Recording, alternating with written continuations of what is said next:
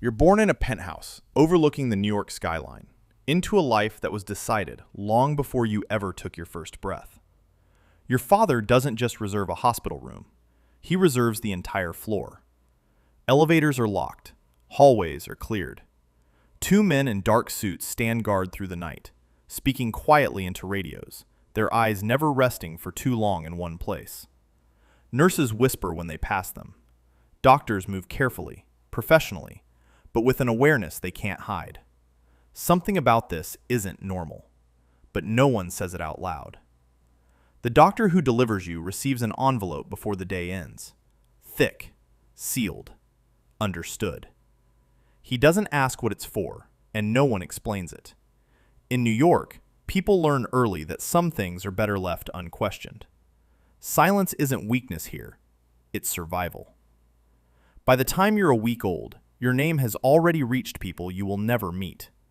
Judges who control outcomes, businessmen who control industries, men who sit in quiet rooms and influence decisions that shape the city itself. Gifts are sent in your name, expensive, thoughtful, strategic. Your existence is acknowledged long before you understand what it means to exist. You didn't earn this life, you didn't choose it, but it has already chosen you. Your story begins wrapped in luxury and sealed with rules you don't yet understand. Your childhood unfolds high above Manhattan, in a penthouse that feels less like a home and more like a controlled world built just for you. Floor-to-ceiling glass walls reveal a city full of motion, noise, freedom. But you are always separated from it. The skyline becomes something you observe, not something you belong to. Marble floors stretch beneath your feet, polished so perfectly they reflect light like mirrors. Every sound echoes. Every movement feels noticed. There's always a driver waiting downstairs, always a housekeeper ensuring everything remains untouched by imperfection. And always, without exception, there are men nearby. Men in tailored suits who speak in calm, low voices. Men who don't laugh, don't linger, don't relax. They open doors before you reach them. They stand near walls like part of the structure itself. They call you sir, even when you're still small enough to sit on the kitchen counter. You grow up surrounded by everything most people spend their lives chasing. Designer clothes, the newest toys, a view that feels unreal. But slowly, quietly, something inside you begins to notice what's missing. You have everything, except the ability to choose anything. You don't go to school like other kids. You don't sit in classrooms. You don't walk through hallways filled with noise and chaos and life. You don't get into arguments over small things that don't matter. Instead, the world comes to you.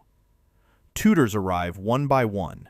Mathematics, literature, languages, history. They are polite, professional, careful with their words. They teach you more than most children learn, but they never treat you like a normal student.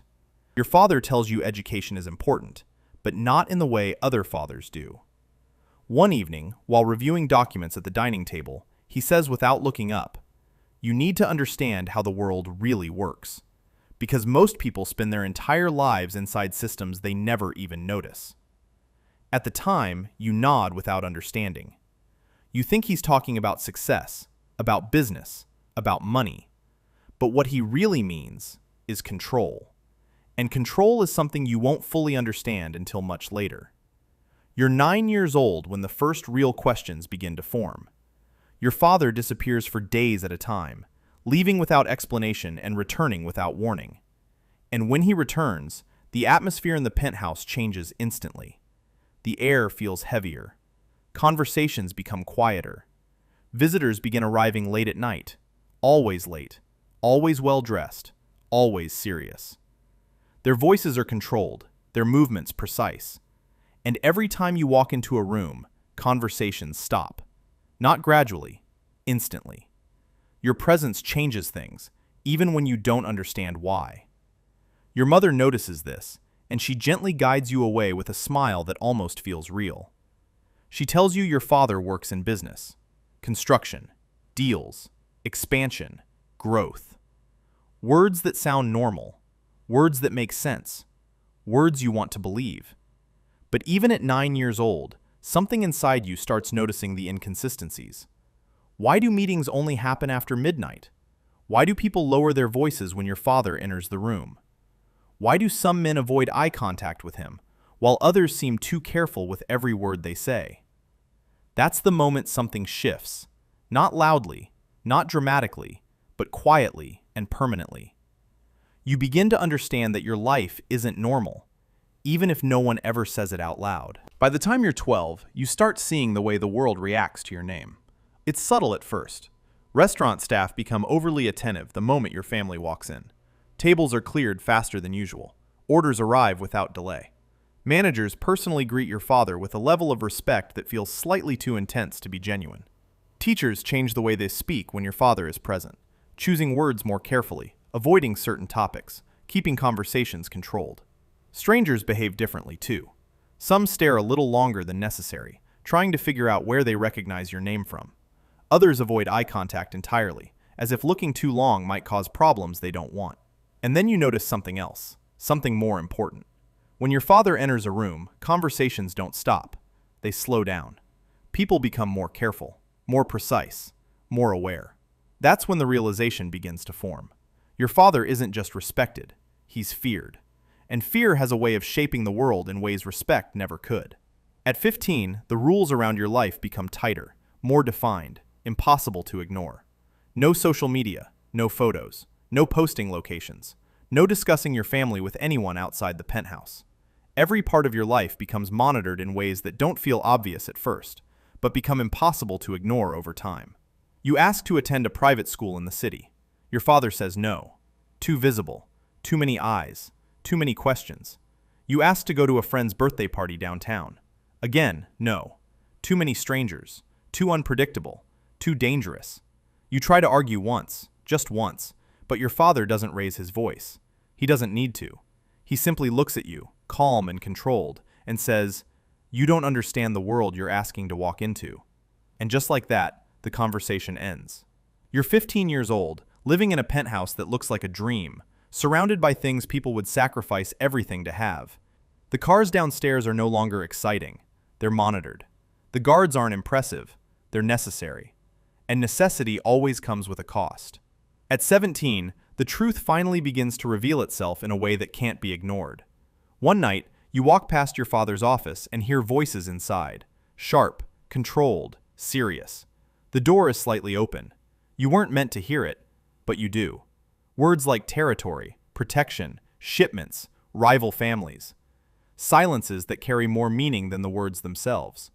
You stand there long enough to understand something your parents never explained. Your father isn't just a businessman. He's something else entirely, something rooted in the hidden structure of the city. Your father is a boss. And suddenly, everything makes sense. The late-night meetings, the quiet visitors. The strange truth about systems like this is that they always look completely normal from the inside, until the moment you finally understand them. By 19, you begin to see how everything actually works beneath the surface. Businesses that look legitimate, but move money in ways nobody talks about. Restaurants that report numbers that don't match reality. Contracts that are decided before they're even announced. You sit in meetings where accountants speak in clean, precise language, presenting numbers that look professional and organized. But you understand now that those numbers represent more than profit. They represent loyalty, influence, control, power. From the outside, it looks like a successful empire built on intelligence and strategy. From the inside, it's something far more complicated, something that doesn't exist on paper. At 21, you attend your first major gathering, a ballroom filled with powerful people, dressed perfectly, smiling, celebrating. Music fills the room. Champagne flows endlessly. It looks like success. It looks like prestige. But you notice the details others don't. Bodyguards standing quietly behind certain men. Conversations that sound polite but carry hidden meaning. Eyes watching everything. Every handshake feels intentional. Every word feels measured. You're not there to speak. You're not there to enjoy it. You're there to be seen. Because in this world, your presence is part of the message. And symbols don't get normal lives. By 23, you officially step into the system. Your title sounds normal, Consultant. Your office looks legitimate. Your work appears clean and professional. Everything about your life looks normal from the outside. But you know the truth now. You understand what moves beneath the surface. Late at night, you stand by the glass windows of the penthouse, looking down at the city. People are living freely below, walking, laughing, making choices without thinking twice. And sometimes, you imagine another version of yourself. A version without rules, without security, without expectations. But that version feels distant, almost impossible, like a life that was never meant for you. Your father is older now, still powerful, still respected, but different, more cautious, more aware. He checks rooms before entering. He trusts fewer people. He speaks less, but every word carries weight. Because power doesn't just protect you, it isolates you. And over time, it traps you. And that's when the final realization settles in. You were born into a life most people dream about. Wealth, influence, access. But power doesn't just shape the world around you. It shapes you. Your thoughts, your choices, your identity. You're the son of one of the most powerful mafia bosses in New York, raised inside a system built on loyalty and fear. Admired by some, feared by many, but always watched. And the darkest truth is this. After living inside this world your entire life, you don't just struggle to leave it. You can't even imagine who you would be without it. From the outside, it still looks like the perfect life. But from the inside, it feels like something else entirely. A beautiful, silent, inescapable cage built out of power.